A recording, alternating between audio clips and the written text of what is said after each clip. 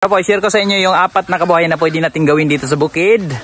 Ayan, sa paligid natin ganito, sa ilalim ng mga niyugan, mga prutasan, ay meron din tayong pwedeng alagaan. No, so actually, number 1 na itong mga manok. Yan, kambing. So dito tayo mag-umpisa. Pakita ko sa inyo. So sige, una natin itong pag-aalaga ng baboy. Ayan. So pwede tayo mag-alaga ng baboy pag nasa bukid naman tayo. Mag-alaga tayo ng baboy. Ito nga yung kulungan namin ng baboy, simple lamang. Ayan, gawa lamang sa kawayan yung paligid niya. Tapos ang pagbuo lamang niyan ay ganito, nakapalabas yung mga kawayan para pagka tinulak nila, hindi nila may tulak kasi tulad nito. Nasa labas tong kahoy, tapos yung kawayan nasa loob pa ganyan. Pag itulak nila, hindi nila may tulak. Tapos hindi magkasya yung bibig nila dito para hindi nila yan makagat.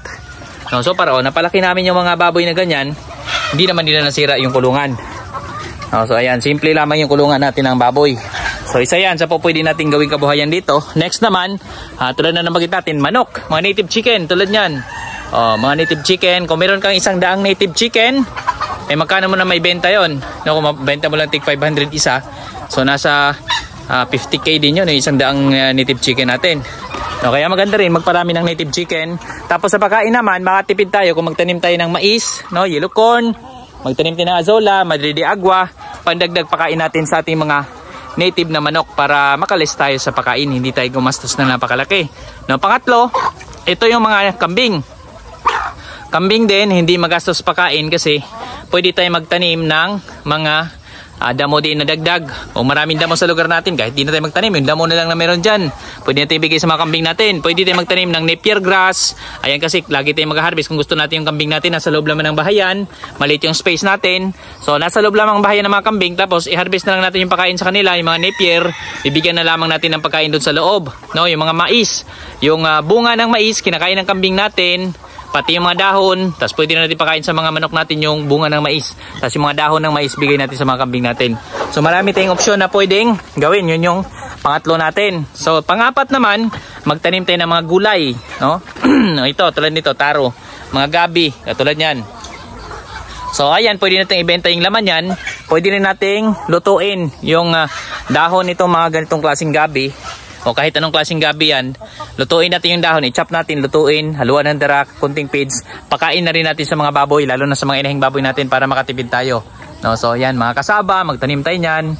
So ayan, marami pa, hindi lamang 4 actually. Marami pa ang pwede nating gawing pagkakitaan, kabuhayan dito sa bukid.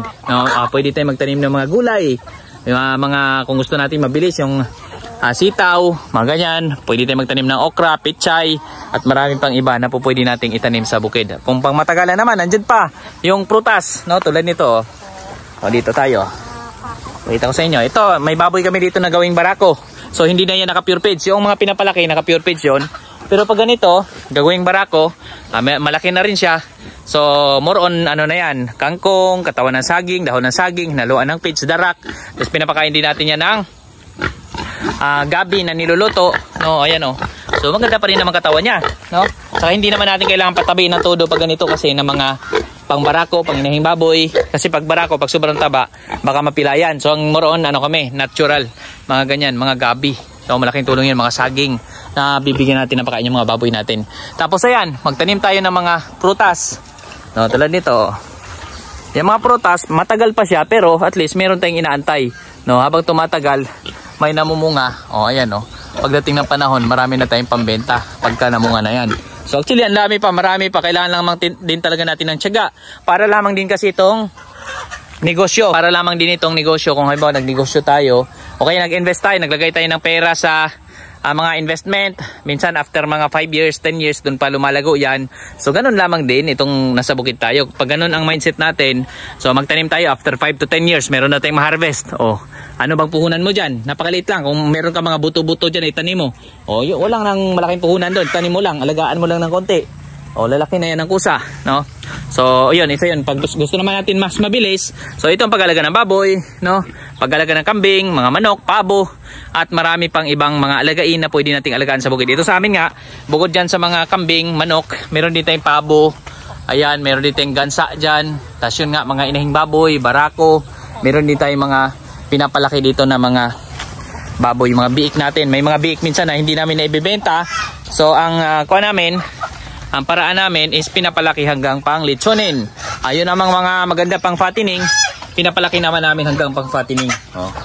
So meron tayo laging kabuhayan sa bukid. Hindi tayo mawalan ng pagkakakitaan. Kapag tayo madiskarte lamang, maghanap tayo ng kabuhayan, ay meron tayong maging pagkakakitaan. Hindi tayo maiinip lang, bagkus merong growth na mangyayari sa atin. Hindi lamang doon sa ating income yung growth, kundi doon mismo sa natutunan natin na siyang pwede nating i-apply.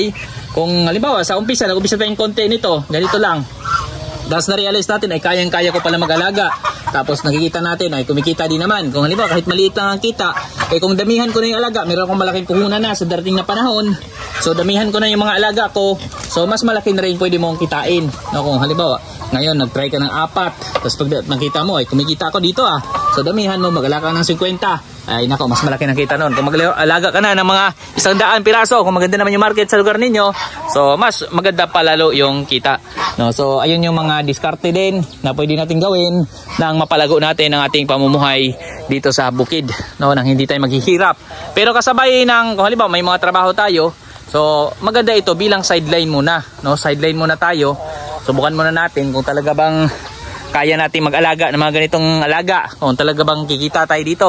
Kasi mahirap din naman mag-risk na halimbawa iiwan mo na yung trabaho mo para lamang sa ganito mag-alaga ng hayop. Baka hindi naman kayang makasupply ito doon sa pangangailangan mo. At syempre pag nag-uumpisa ka pa lamang sa pag-aalaga, kailangan mo rin ng mga panggastos dyan. So baka naman ikay malugi naman kung bibiglain mo yung sarili. So maganda isabay siya sa iyong trabaho, sa iyong existing na hanap buhay.